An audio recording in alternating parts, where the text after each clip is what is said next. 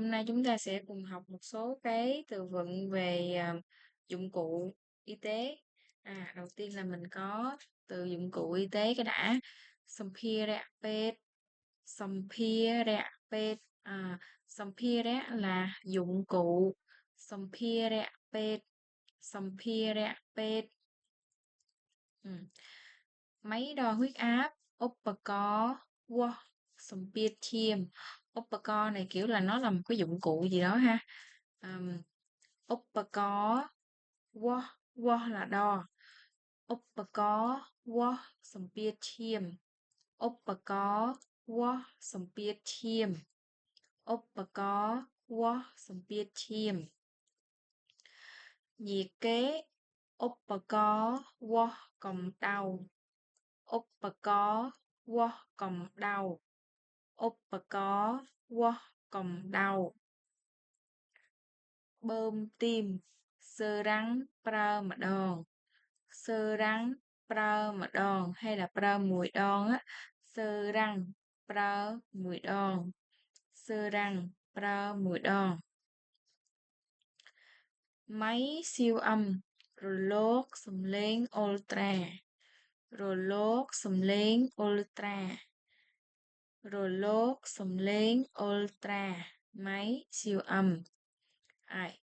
Điện tâm đồ hay là máy đo điện tim đó. Machine wo tròn quát bè đồn.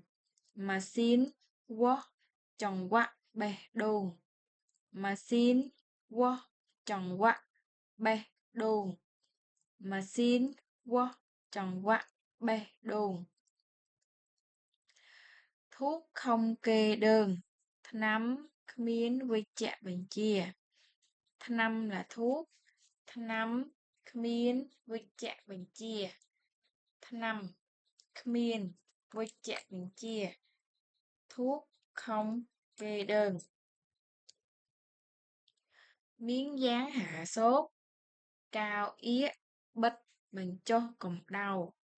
Cao yết bất bình cho cộng đầu.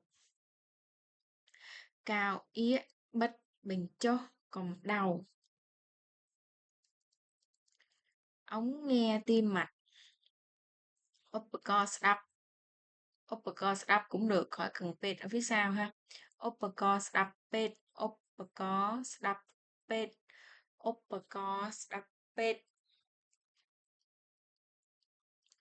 Ống kim tim.